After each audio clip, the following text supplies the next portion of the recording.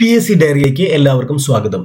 നമ്മൾ ഇപ്പോൾ പഠിച്ചുകൊണ്ടിരിക്കുന്നത് പ്രസ്താവന ചോദ്യങ്ങളാണ്. അത് കേരള PSCയുടെ 65-ാം വാർഷിക വിശേഷാൽ പതിപ്പ്. നിങ്ങൾ ഈ ചിത്രത്തിൽ കാണുന്നുണ്ടല്ലോ. ഈ പുസ്തകം ഈ വർഷം 2024 മാർച്ചിൽ ഇറങ്ങിയ പുസ്തകമാണ്. ഈ പുസ്തകത്തിൽ നിന്നുള്ള വിവരങ്ങളാണ് നമ്മൾ പഠിച്ചുകൊണ്ടിരിക്കുന്നത്. ഇതിൽ ഒത്തിരി വിവരങ്ങളുണ്ട്. പല ടോപ്പിക്കുകളായിട്ട് കൊടുത്തിട്ടുണ്ട്. കോൺസ്റ്റിറ്റ്യൂഷൻ, ഭരണഘടനയുണ്ട്, കേരളമുണ്ട്, ഇന്ത്യയുണ്ട്, ഇന്ത്യാ ചരിത്രമുണ്ട്, ഭൂമിശാസ്ത്രമുണ്ട്, അതേപോലെ ധനതത്വശാസ്ത്രമുണ്ട്. 2022, 23, 24 വർഷങ്ങളിലെ കറണ്ട് അഫയേഴ്സ് തിരിച്ച് തന്നെ കൊടുത്തിട്ടുണ്ട്. അപ്പോൾ ഇതൊക്കെ നമ്മൾ പല ക്ലാസ്സുകളായിട്ട് നിങ്ങളുടെ മുന്നിലേക്ക് എത്തുകയാണ്. അപ്പോൾ ഇതിൻ്റെ ഒന്നാമത്തെ ക്ലാസ് ഞാൻ അപ്ലോഡ് ചെയ്തിട്ടുണ്ട്. അത് അതിൻ്റെ ലിങ്ക് ഡിസ്ക്രിപ്ഷൻ ബോക്സിലുണ്ട്, കാണാൻ ശ്രമിക്കുക. പിന്നെ നമ്മുടെ പ്ലേലിസ്റ്റ് സന്ദർശിക്കുക. പ്ലേലിസ്റ്റിൽ 65-ാമത് സ്പെഷ്യൽ എഡിഷൻ എന്നൊരു പ്ലേലിസ്റ്റ് ഉണ്ട്. അതിൽ ഈ പുസ്തകങ്ങളിലെ ക്ലാസ്സുകളാണ് അതിൽ പ്രധാനമായിട്ടും ഇട്ടിട്ടുള്ളത്. അപ്പോൾ അങ്ങനെ പ്ലേലിസ്റ്റ് ഉണ്ട്, അത് നിങ്ങൾ സന്ദർശിക്കുക. PSC ബുള്ളറ്റിനുമായി ബന്ധപ്പെട്ട് വരുന്ന കാര്യങ്ങളൊക്കെയാണ് നമ്മുടെ ഈ ചാനലിൽ കൂടുതൽ കൊടുത്തുകൊണ്ടിരിക്കുന്നത്. അതുകൊണ്ട് ഈ ചാനൽ ഇതുവരെ സബ്സ്ക്രൈബ് ചെയ്തിട്ടില്ലാത്തവർ സബ്സ്ക്രൈബ് ചെയ്യുക.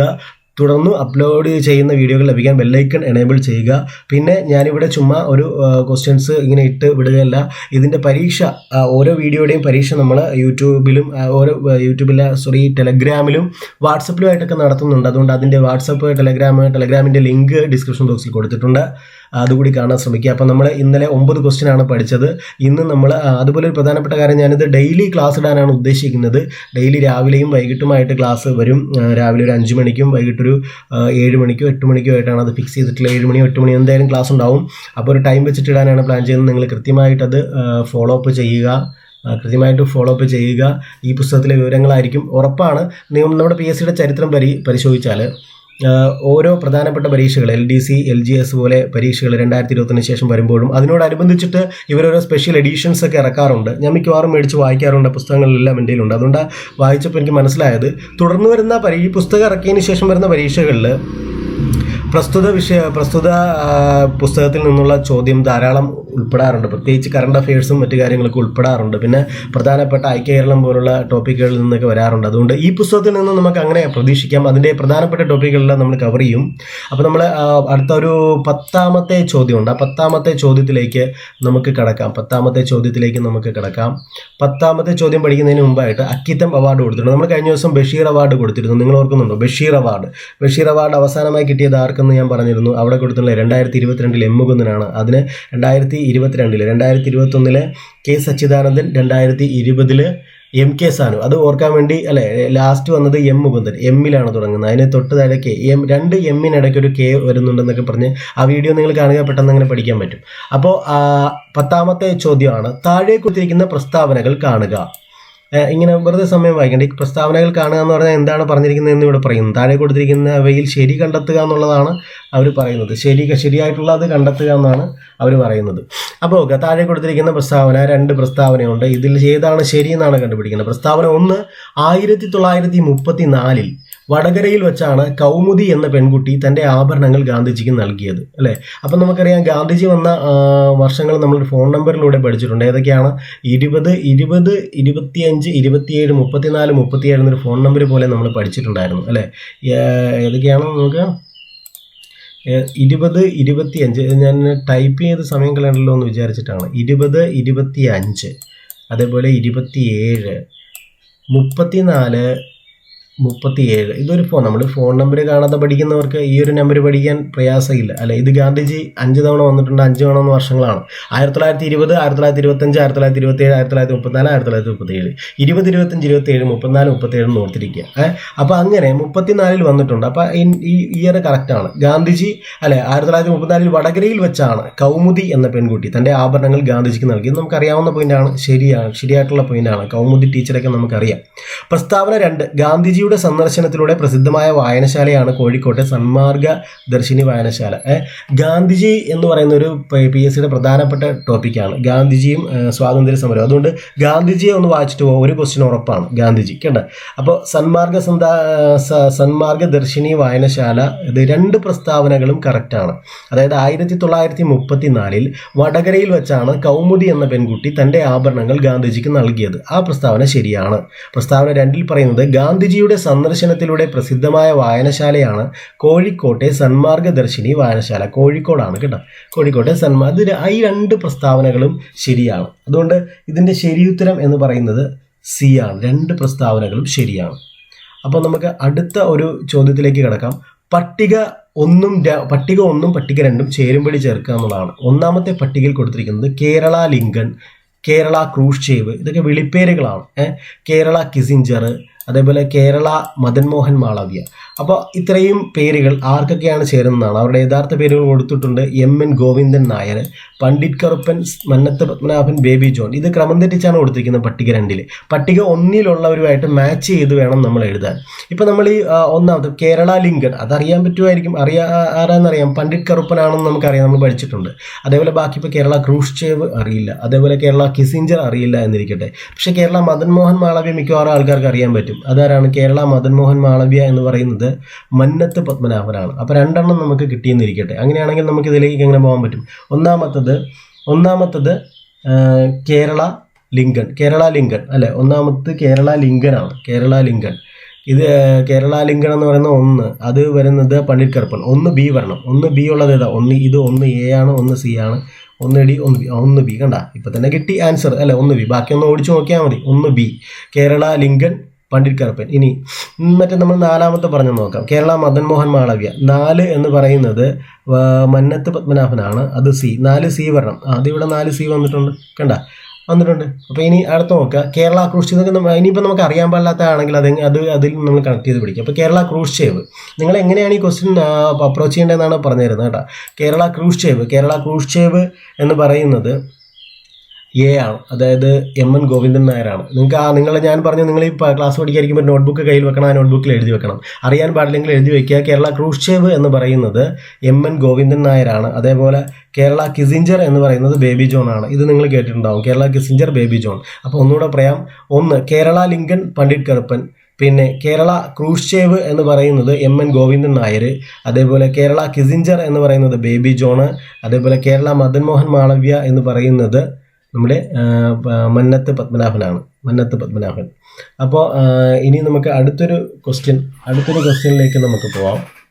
അടുത്ത ക്വസ്റ്റ്യൻ എന്ന് പറയുന്നത് 12ാമത്തെ ക്വസ്റ്റ്യൻ ആണ്. അപ്പോൾ ഇതിൻ്റെ ആദ്യ ഭാഗം കണ്ടിട്ടില്ലാത്തവർ അതുകൂടി കാണാൻ ശ്രമിക്കുക. 12ാമത്തെ ക്വസ്റ്റ്യൻ ആണ്. 12ാമത്തെ ക്വസ്റ്റ്യൻ. ഈ 12ാമത്തെ ക്വസ്റ്റ്യൻ പറയുന്നത് ശരിയായ പ്രസ്താവനകൾ ഏതെല്ലാം എന്നാണ്. ശരിയായ പ്രസ്താവനകൾ. അപ്പോൾ ശരിയായ പ്രസ്താവനകൾ എന്നുള്ള, അപ്പോൾ നമ്മൾ ആദ്യം അത് വരച്ചിടണം. ശരിയായ പ്രസ്താവനകൾ ആദ്യം നമ്മൾ ആ ശരിയായ എന്നുള്ള വരച്ചെടുക്കുക. എന്നിട്ട് 1ാമത്തെ പോയിന്റ് നോക്കാം. ഒന്നാമത്തെ പ്രസ്താവന എന്തെന്ന് നോക്കാം. ഇന്ത്യയുമായി നാവിക മാർഗം വാണിജ്യബന്ധം സ്ഥാപിച്ച ആദ്യത്തെ യൂറോപ്യൻ രാജ്യമാണ് പോർച്ചുഗൽ. ആ പ്രസ്താവന ശരിയാണോ തെറ്റാണോ? ഇന്ത്യയുമായി നാവിക മാർഗം വാണിജ്യബന്ധം സ്ഥാപിച്ച ആദ്യത്തെ യൂറോപ്യൻ രാജ്യമാണ് പോർച്ചുഗൽ എന്ന് പറയുന്നത്. ഈ പ്രസ്താവന നമുക്കറിയാം, അത് ശരിയായിട്ടുള്ള ഒരു പ്രസ്താവനയാണ് എന്ന് നമുക്കറിയാം അല്ലെ? ശരിയായിട്ടുള്ള ഒരു പ്രസ്താവനയാണ്.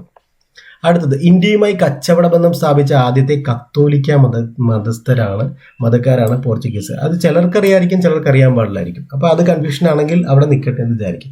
അടുത്ത 3ാമത്തെ പോയിന്റ് നോക്കുക. കടൽ മാർഗം ആഫ്രിക്കയിലെ ശുഭപ്രതീക്ഷാ മുനമ്പ് ചുറ്റി സഞ്ചരിച്ച ആദ്യത്തെ യൂറോപ്യനാണ് ബർത്തലോമ്യ ഡയസ്.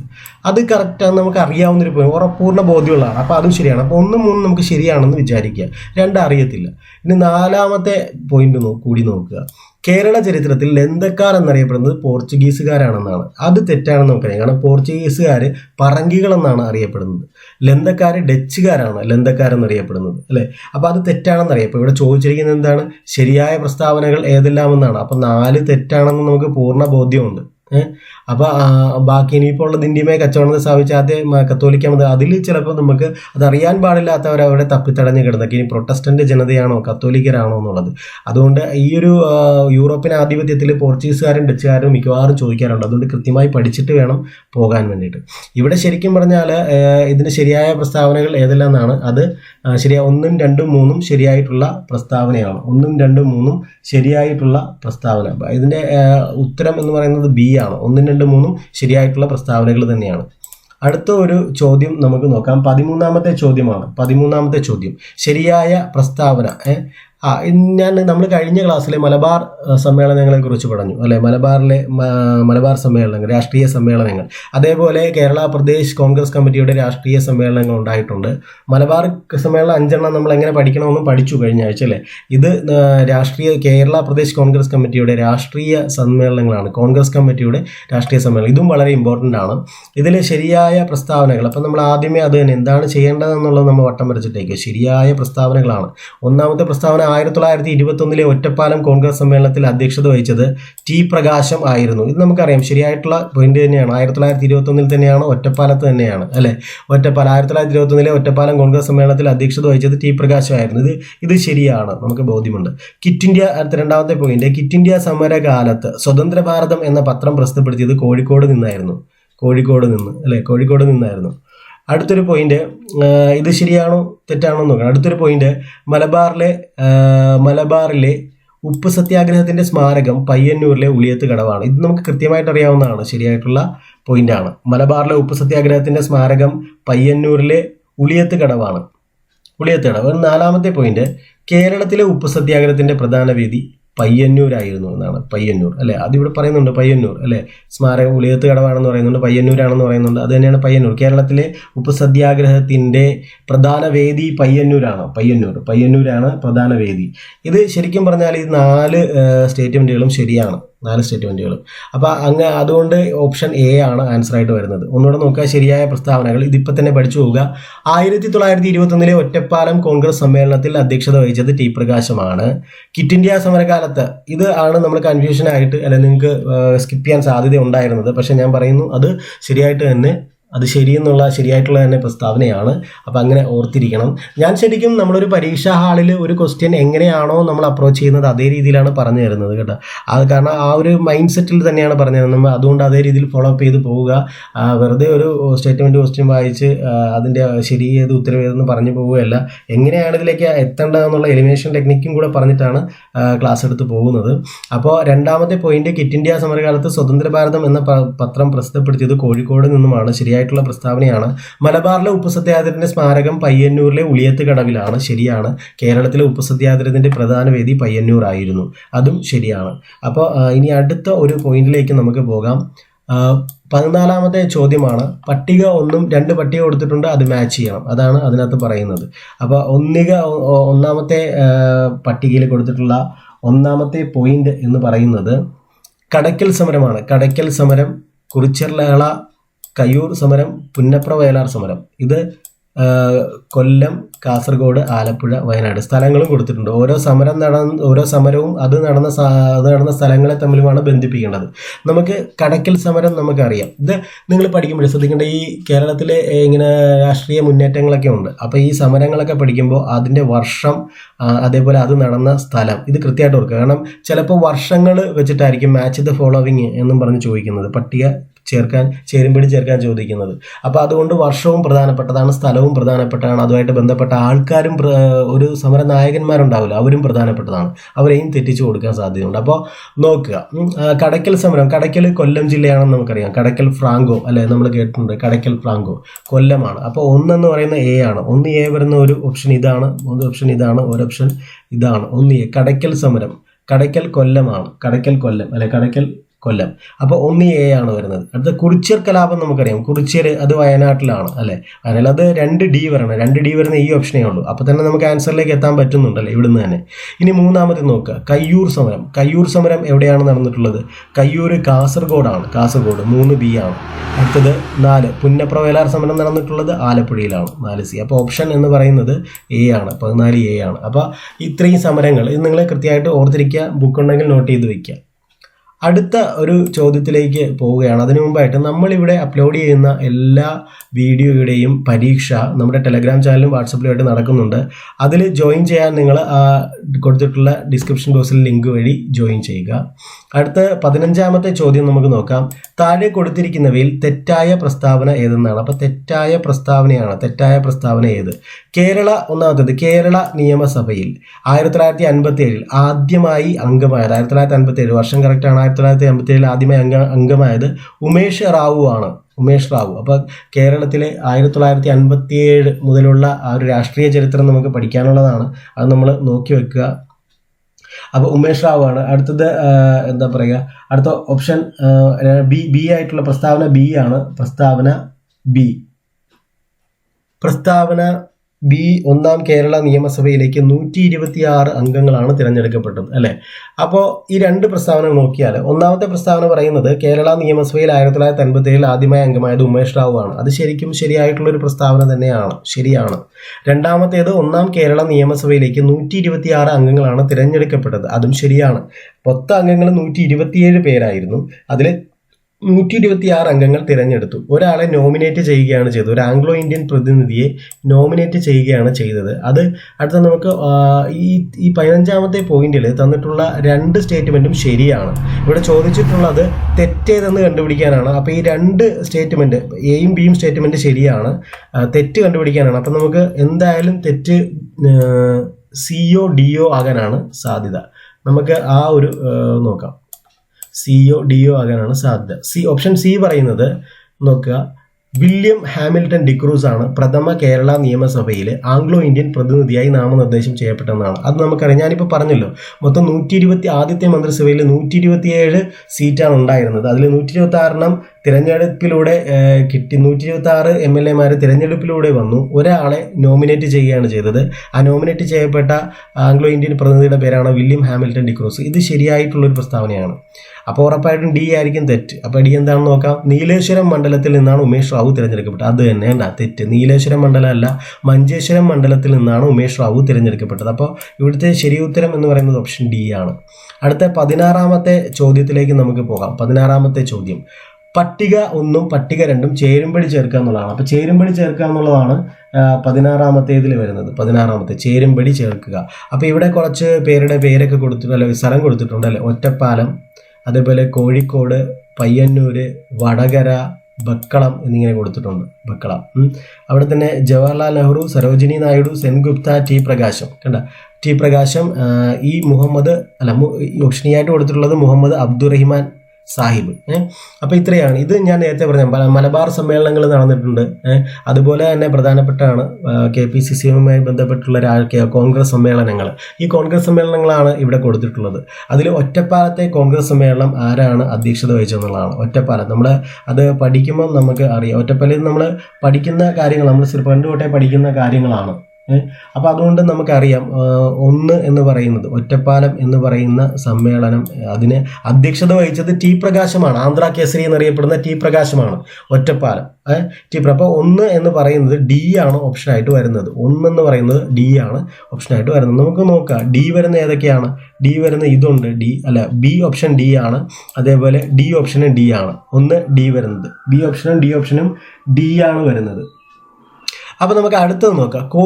കോഴിക്കോട് സമ്മേളനം നടന്നിട്ടുള്ളത് അത് നമുക്കറിയാം അല്ലെ. ആരാണ്? ആദ്യം ടി പ്രകാശാണ്, രണ്ടാമത്തേത് സരോജിനി നായിഡു ആണെന്ന് നമ്മൾ പഠിച്ചിട്ടുണ്ട്. അപ്പോൾ 2 ബി വരണം. 2 ബി വരുന്നത് ഇതാണ്, 2 ബി. ഇനി മൂന്നാമത്തേത് പയ്യന്നൂർ പലതവണ ചോദിച്ചിട്ടുണ്ട്. ജവഹർലാൽ നെഹ്റു ആണ് കോൺഗ്രസ് സമ്മേളനത്തിന്റെ അധ്യക്ഷത വഹിച്ചതെന്ന് നമുക്കറിയാം അല്ലെ. 4ാമത്തെ സമ്മേളനം എന്തോ ആണ് പയ്യന്നൂർ വെച്ച് നടക്കുന്നത്. അപ്പോൾ ആ സമ്മേളനം അധ്യക്ഷത വഹിച്ചത് ജവഹർലാൽ നെഹ്റു ആണെന്ന് അറിയാം. അപ്പോൾ 3A വരണം. 3A കണ്ട, ഇത് കറക്റ്റാണ്. ഇനി ബാക്കി പിന്നെ നോക്കേണ്ട കാര്യമില്ല. ഈ രണ്ടാമത്തേലേക്ക് വന്നപ്പോൾ തന്നെ നമുക്ക് ശരി ഉത്തരം കിട്ടി. ഇനിയിപ്പം 4 നോക്കുക. 4 എന്ന് പറയുന്നത് വടകര സമ്മേളനമാണ്. വടകര സമ്മേളനത്തിൽ സെൻഗുപ്തയായിരുന്നു. അതുപോലെ 5ാമത്തെ ബക്കളം സമ്മേളനത്തിൽ മുഹമ്മദ് അബ്ദുറഹിമാൻ സാഹിബാണ്. അപ്പോൾ ഇത് അറിയാൻ പാടില്ലാത്തവരൊരു ബുക്കിലേക്ക് നോട്ട് ചെയ്ത് വയ്ക്കുക. അപ്പോൾ ഇതാണ് നിങ്ങൾക്കിപ്പോൾ മനസ്സിലായല്ലോ. ആ മലബാർ ജില്ലാ സമ്മേളനങ്ങളും അതേപോലെ നമ്മുടെ KPCCയുമായി ബന്ധപ്പെട്ട കോൺഗ്രസ് സമ്മേളനങ്ങളും ഇമ്പോർട്ടൻ്റ് ആണ്. കൃത്യമായിട്ട് ഇന്ന് തന്നെ നിങ്ങൾ അത് പഠിച്ചു വയ്ക്കുക. അപ്പോൾ 16ാമത്തെ ചോദ്യം കഴിഞ്ഞു. നമ്മൾ അടുത്ത 17ാമത്തെ ചോദ്യത്തിലേക്ക് പോവുകയാണ്. 17ാമത്തെ ചോദ്യം എന്ന് പറയുന്നത് ശരിയായ ജോഡികൾ ഏതെല്ലാമെന്നാണ്. നോക്കുക, ശരിയായ ജോഡികൾ ഏതെല്ലാമെന്നാണ്. ശരിയായ ജോഡികൾ, ഇത് 17ാമത്തെ ചോദ്യമാണ്. 17ാമത്തെ ചോദ്യം. അപ്പോൾ ശരിയായ ജോഡികൾ,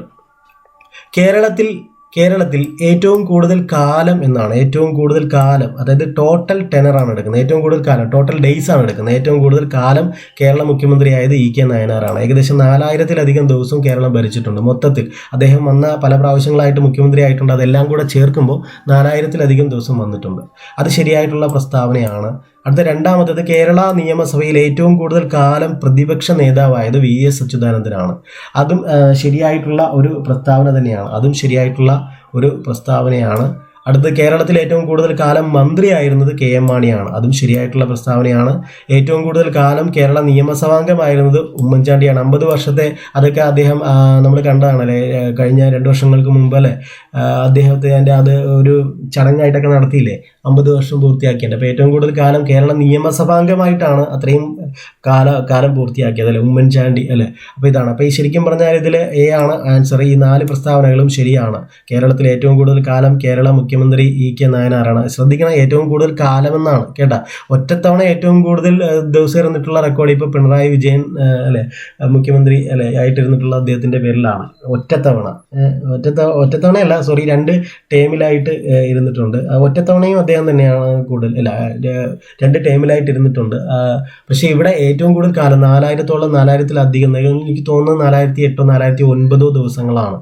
കൃത്യമായിട്ട് നിങ്ങൾ നോക്കണം. അപ്പം അത്രയും മൊത്തത്തിൽ നോക്കുമ്പോൾ EK നായനാരാണ്. കേരള നിയമസഭയിൽ എനിക്ക് തോന്നുന്നു പിണറായി വിജയൻ എന്ന് പറയുന്ന ഇത് റെക്കോർഡ് വന്നിട്ടുള്ളത് അടുപ്പിച്ച് 2 തവണ ഏറ്റവും കൂടുതൽ അടുപ്പിച്ച് വരികയും ചെയ്തു, ഏറ്റവും കൂടുതൽ ഇരിക്കുകയും ചെയ്ത ഒരു റെക്കോർഡ് അദ്ദേഹത്തിനുണ്ട്. അങ്ങനെ ആരും വന്നിട്ടില്ലല്ലോ, അടുപ്പിച്ച് വരികയും ഏറ്റവും കൂടുതൽ ദിവസവും നിൽക്കുകയും ചെയ്തിട്ടില്ല. അപ്പം അങ്ങനെ ഒരു റെക്കോർഡ് അദ്ദേഹത്തിന് വന്നിട്ടുണ്ട്. അടുപ്പിച്ച് 2 ടൈം വരികയും ചെയ്തു, അത്രയും അടുപ്പിച്ച് തന്നെ അത്രയും ദിവസം കൂടുതൽ കിട്ടുകയും ചെയ്തിട്ടുണ്ട്. കേരള നിയമസഭയിൽ അതുപോട്ടെ. അടുത്തൊരു രണ്ടാമത്തേത് കേരള നിയമസഭയിൽ ഏറ്റവും കൂടുതൽ കാലം പ്രതിപക്ഷ നേതാവ് VS അച്യുതാനന്ദനാണ്. ആ റെക്കോർഡ് അദ്ദേഹത്തിന്റെ പേരാണ്. കേരളത്തിൽ ഏറ്റവും കൂടുതൽ കാലം മന്ത്രിയായിരുന്നത് KM മാണിയാണ്. ഇവിടെ ഏറ്റവും കൂടുതൽ കാലം മന്ത്രിയായിരുന്നു. അതേപോലെ ഏറ്റവും കൂടുതൽ കാലം കേരള നിയമസഭാംഗമായിരുന്നത് ഉമ്മൻചാണ്ടി. അപ്പോൾ അടുത്തത് 18ാമത്തെ ചോദ്യത്തിലേക്ക് നമുക്ക് കടക്കാം. 1951 പൊതു തിരഞ്ഞെടുപ്പിൽ ഇപ്പോഴത്തെ കേരളം 2 ഭാഗങ്ങളായിട്ടാണ് വോട്ട് ചെയ്തത്. അവ ഏതെല്ലാം എന്നാണ് ചോദിച്ചിരിക്കുന്നത്. അപ്പോൾ പെട്ടെന്ന് ചാടിക്കയറി ഓപ്ഷൻ കണ്ട് ആക്രാന്തം മൂത്ത് ഏതെങ്കിലും തെറ്റിക്കാനുള്ള സാധ്യത കൂടുതലാണ്. പ്രത്യേകിച്ച് ഓപ്ഷൻ A നോക്കിയാൽ തിരുവിതാംകൂറും കൊച്ചിയും എന്നുകൊണ്ട് പെട്ടെന്ന് ചിലരങ്ങോട്ട്, ഒരു ഗ്രാഹ്യമില്ലാത്ത ചിലരങ്ങോട്ട് അടിച്ചു കളയും, ഓപ്ഷൻ A. പിന്നെ രണ്ടാമത്തെ ഓപ്ഷൻ B എന്ന് പറഞ്ഞാൽ തിരുവിതാംകൂറും മലബാറുകാരുമാണ്. അതിൽ കുറച്ചുകൂടെ അല്പം ബുദ്ധിയുള്ള ആൾക്കാർ ചിലപ്പോൾ തിരുവിതാംകൂറും മലബാറും വെച്ച് കളയും, കാരണം പെട്ടെന്ന് കൂടുതൽ ചിന്തിക്കാൻ പോകത്തില്ല. പക്ഷേ ശരിക്കും ബുദ്ധിയുള്ളവർ ശ്രദ്ധിക്കേണ്ടത് എന്താണ്, അടുത്തവർ നോക്കുക, തിരുക്കൊച്ചിയും കൊച്ചിയും കാണുമ്പോൾ അതിലും കുറച്ചുകൂടെ ബുദ്ധിയുള്ളവർ ഈ ഒരു ഓപ്ഷൻ ആയിരിക്കും വെക്കുക. ഇനി ഓപ്ഷൻ D നോക്കുക, 18D. നന്നായിട്ട് ഇതിനെക്കുറിച്ച് ബോധ്യമുള്ള ആൾക്കാരെന്താ ചെയ്യുക, അവർ ഓപ്ഷൻ D വെക്കത്തുള്ളൂ. കാരണം ആ സമയത്ത് 1951 കാര്യമാണ്. തിരുവിതാംകൂറും കൊച്ചിയും കൂടെ രൂപീകരിച്ച് തിരുക്കൊച്ചി ആക്കിയിട്ടുണ്ടെന്ന് അറിയാം. പിന്നെയുള്ള കേരളത്തിന്റെ പ്രദേശം എന്ന് പറയുന്നത് മലബാർ റീജിയൻ ആണെന്നും അറിയാം. അപ്പം അങ്ങനെ കൃത്യമായി പഠിച്ചിട്ടുള്ള ആൾക്കാർ എന്താ ചെയ്യുക എന്ന് വെച്ചാൽ അവർ ഓപ്ഷൻ D വെക്കത്തുള്ളൂ. കാരണം ശരിയായിട്ടുള്ളത് ഓപ്ഷൻ D ആണ്. 18ന്റെ ശരിയായിട്ടുള്ളത് ഓപ്ഷൻ D ആണ്. തിരുക്കൊച്ചിയും മലബാറുമാണ്. അല്ലാതെ ഈ തിരുവിതാംകൂറും കൊച്ചിയും ഒന്നുമല്ല, തിരുവിതാംകൂറും മലബാറും അല്ല. കണ്ട, തെറ്റിക്കാൻ വേണ്ടിയിട്ടാണ്. കാരണം ചെറിയ അറിവുള്ള ഒരാളെ സംബന്ധിച്ച് ഇത് മതി, അവരുദ്ദേശിക്കുന്ന പൊട്ടനെയോ ഒക്കെ കിട്ടും ഇവിടുന്ന്, മനസ്സിലായി? അവരുദ്ദേശിക്കുന്ന ആളെ ഇവിടുന്ന് കിട്ടും. അപ്പൊ അത് നോക്കുക. അതിനുശേഷം പിന്നെയും കുറച്ചുകൂടെ ഇച്ചിരി ആൾക്കാരെ തെറ്റിക്കാൻ വേണ്ടിയിട്ടാണ് C ഓപ്ഷൻ കൊടുത്തിട്ടുള്ളത്. പക്ഷെ നന്നായിട്ട് അറിയാവുന്ന ആൾക്കാർ വായിച്ചു നോക്കുമ്പോൾ അറിയാം തിരുക്കൊച്ചിയും മലബാറുമാണ്. കാരണം ആ സമയത്ത് തിരുവിതാംകൂറും കൊച്ചിയും തമ്മിൽ യോജിച്ച് തിരുക്കൊച്ചി എന്നാണ് അറിയപ്പെടുന്നത് 1951. പിന്നെയുള്ള ബാക്കിയുള്ള പ്രദേശം മലബാർ പ്രദേശമാണ്. അപ്പൊ ഈ 2 ഭാഗങ്ങൾ ചേർത്തിട്ടാണ് കേരളം വോട്ട് ചെയ്തത്. അതായത് 1951 പൊതു തിരഞ്ഞെടുപ്പിൽ ഇപ്പോഴത്തെ കേരളം 2 ഭാഗങ്ങളായിട്ടാണ് വോട്ട് ചെയ്തത്. അങ്ങനെ 1951 ഈ 2 ഭാഗങ്ങളാണ് ചേർന്നിട്ട് വോട്ട് ചെയ്തിട്ടുള്ളത്. അടുത്തൊരു 19ാമത്തെ ക്വസ്റ്റ്യൻ നമുക്ക് നോക്കാം. 19ാമത്തെ ക്വസ്റ്റ്യൻ പറയുന്നത് താഴെ കൊടുത്തിരിക്കുന്നവയിൽ ശരിയായ പ്രസ്താവനകൾ എന്നാണ്. ശരിയായ പ്രസ്താവനകൾ തിരഞ്ഞെടുക്കുക എന്നാണ് 19ാമത്തെ ക്വസ്റ്റ്യൻ പറയുന്നത്. 19ാമത്തെ ക്വസ്റ്റ്യൻ അത് നമുക്ക് നോക്കുക. 19ാമത്തെ ക്വസ്റ്റ്യൻ കൊടുത്തിരിക്കുന്നത്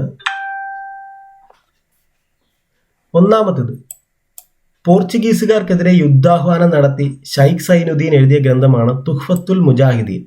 അത് ശരിയായിട്ടുള്ള പ്രസ്താവനയാണ്. നമുക്കറിയാം തുഹ്ഫത്തുൽ മുജാഹിദീൻ അത് ഷെയ്ഖ് സൈനുദ്ദീന്റെ ഗ്രന്ഥമാണ്. അതിലെന്താണ് പറഞ്ഞിരിക്കുന്നത്? പോർച്ചുഗീസുകാർക്കെതിരെയാണെന്ന് നമുക്കറിയാം. അന്നത്തെ സാഹചര്യങ്ങൾ എഴുതിയിട്ടുണ്ട്, നമ്മൾ പഠിച്ചിട്ടുള്ളതാണ്. അതുകൊണ്ട് അത് ശരിയാണെന്ന് നമുക്കറിയാം.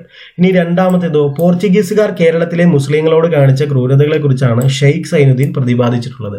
അതും നമ്മൾ അതിന്റെ ഉള്ളടക്കം വായിച്ചിട്ടില്ലെങ്കിലും നമുക്ക് ഏകദേശ ധാരണയുണ്ട്. പോർച്ചുഗീസുകാർ കോഴിക്കോട് വന്നിട്ട് അവർ സാമൂതിരിയോട് ആവശ്യപ്പെടുന്നതും ഉടക്കുന്നതിന്റെ ഒരു കാരണം എന്ന് പറയുന്നത് പറയുന്നത് അവിടുത്തെ നമ്മുടെ അറബികളായിട്ടുള്ള കച്ചവടക്കാരെ പുറത്താക്കുക, മുസ്ലിങ്ങളെ പുറത്താക്കുക എന്ന് പറഞ്ഞിട്ടാണ് പോർച്ചുഗീസുകാർ ഈ പറയുന്ന സാമൂതിരിയായിട്ട് ഉടക്കുന്നത് തന്നെ. അപ്പോൾ അതുകൊണ്ട് തന്നെ ഷൈഖ് സൈനുദ്ദീൻ തുഫത്തുൽ മുജാഹിദീൻ എന്ന് പറഞ്ഞിട്ട് അങ്ങനെ ഒരു കൃതി എഴുതുമ്പോൾ അതിൽ ഈ ഒരു പരാമർശം ഉണ്ടാകാൻ സാധ്യത കൂടുതൽ തന്നെയാണ് അല്ലേ. കാരണം അതാണ് അതിൻ്റെ പ്രതിപാദ്യ വിഷയവും. അപ്പോൾ ഈ രണ്ട് സ്റ്റേറ്റ്മെന്റും ശരിയാണ് കേട്ടോ. പോർച്ചുഗീസുകാർക്കെതിരെ യുദ്ധാഹ്വാനം നടത്തി ഷൈഖ് സൈനുദ്ദീൻ എഴുതിയ ഗ്രന്ഥമാണ് തുഫത്തുൽ മുജാഹിദീൻ. പോർച്ചുഗീസുകാർ കേരളത്തിലെ മുസ്ലിങ്ങളോട് കാണിച്ച ക്രൂരതകളെ കുറിച്ചാണ് ഷൈഖ് സൈനുദ്ദീൻ പ്രതിപാദിച്ചിരിക്കുന്നത്. അടുത്തത് കേരളം 15ഉം 16ഉം നൂറ്റാണ്ടുകളിൽ കേരളം 15ഉം 16ഉം നൂറ്റാണ്ടുകളിൽ എന്ന പേരിൽ തുഫത്തുൽ മുജാഹിദീൻ മലയാളത്തിലേക്ക് പരിഭാഷപ്പെടുത്തിയത് റോബിൻ ജെഫ്രി ആണെന്നാണ് പറയുന്നത്. Robin Jeffrey. ശരിക്കും അത് വേലായുധൻ പണിക്കശ്ശേരിയാണ് പരിഭാഷപ്പെടുത്തിയിട്ടുള്ളത്. ഇത് തെറ്റായിട്ടുള്ള പോയിന്റ്. അടുത്തത് തുഫത്തുൽ മുജാഹിദീൻ ഇംഗ്ലീഷിലേക്ക് പരിഭാഷപ്പെടുത്തിയത് MJ റോളൻസൺ ആണ്. അത് ശരിയായിട്ടുള്ള ഒരു ഓപ്ഷൻ തന്നെയാണ്. അപ്പോൾ ഇവിടുത്തേത് 19D ആണ് ആൻസർ. 1, 2, 4 എന്നുള്ളതാണ് ശരിയായിട്ടുള്ള ഓപ്ഷൻ. മൂന്നാമത്തേത് തെറ്റാണ്. അടുത്ത 20ാമത്തെ ചോദ്യം. താഴെ കൊടുത്തിരിക്കുന്ന സംഭവങ്ങളുടെ കാലക്രമം ഏത്?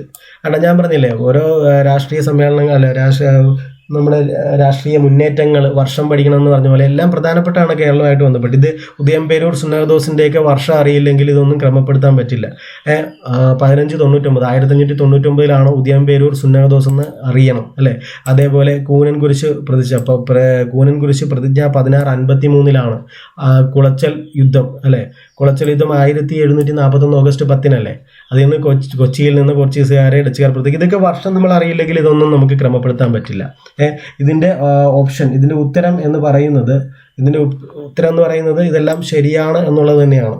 കാലക്രമം 1, 2 കാലക്രമമാണ് ചോദിച്ചത്. 1, 2, 4, 3 എന്നുള്ളതാണ്. അതായത് ആദ്യം നടക്കുന്നത് ഉദയംപേരൂർ സുന്നഹദോസാണ് 1599. പിന്നെ നടക്കുന്നത് കൂനൻകുരിശ് പ്രതിജ്ഞ. അതിനുശേഷം നടക്കുന്നത് കൊച്ചിയിൽ നിന്ന് പോർച്ചുഗീസുകാരെ ഡച്ചുകാർ പുറത്താക്കുന്നതാണ്. അതിനുശേഷമാണ് നമ്മുടെ മൂന്നാമത്തെ കുളച്ചൽ യുദ്ധം വരുന്നത്. അപ്പോൾ ഇതാണ് അതിൻ്റെ ക്രോണോളജിക്കൽ ഓർഡർ എന്ന് പറയുന്നത്. അപ്പോൾ നിങ്ങൾ എന്താ ചെയ്യേണ്ടത്? അപ്പോൾ കേരളവുമായി ബന്ധപ്പെട്ട് വരുന്ന ഇത്തരം മുന്നേറ്റങ്ങളുടെ വർഷങ്ങളൊക്കെ നിങ്ങൾ കറക്റ്റായിട്ട് പഠിക്കുക എന്നുള്ളതാണ്. അപ്പോൾ 20ാമത്തെ ചോദ്യത്തിൻ്റെ ഉത്തരം എന്ന് പറയുന്നത് 20ാമത്തേത് D ആണ്. 1, 2, 4, 3 എന്നുള്ളതാണ്. 1, 2, 4, 3 എന്നുള്ളതാണ്. അപ്പോൾ ഇത്രയുമാണ് നമ്മൾ പഠിക്കുന്നത്. ഇനിയിപ്പോൾ ഇതിൻ്റെ അടുത്ത സെറ്റ് സെറ്റ് 1 നമ്മൾ കംപ്ലീറ്റ് ചെയ്തു. നമ്മൾ കൊടുത്തിട്ടുള്ളത് സെറ്റ് 1 ക്ലാസ് 1 ക്ലാസ് 2 എന്നാണ് കൊടുത്തിട്ടുള്ളത്. അടുത്തത് സെറ്റ് 2 ക്ലാസ് 1 ക്ലാസ് 2 എന്ന് പറഞ്ഞു വരും. ഇതിൻ്റെ നിങ്ങൾ നമ്മുടെ പ്ലേലിസ്റ്റ് പരിശോധിച്ചാൽ ഇതിൻ്റെ ക്ലാസ്സുകളൊക്കെ കാണാൻ പറ്റും. അപ്പോൾ നിങ്ങൾ നിങ്ങളുടെ സുഹൃത്തുക്കൾക്ക് ഷെയർ ചെയ്യുക. അപ്പോൾ ഇത് ഏകദേശം ഒരു അരമണിക്കൂറോളം എടുക്കുന്നുണ്ട് ഓരോ ക്ലാസ്സിനും. എന്നാലും കുഴപ്പമില്ല. നിങ്ങളിനി റിവിഷൻ ആദ്യം കാണുമ്പോൾ ഇത് മുഴുവൻ കറക്റ്റായിട്ട് കാണുക, എഴുതിയെടുക്കുക. അതിന് ശേഷം നിങ്ങൾ റിവിഷൻ ചെയ്യുമ്പോൾ നിങ്ങൾ എന്ത് ചെയ്യാൻ 2x സ്പീഡിലിട്ട് നിങ്ങൾക്ക് ഇത് കാണാവുന്നതാണ്. അപ്പോൾ താങ്ക് യു.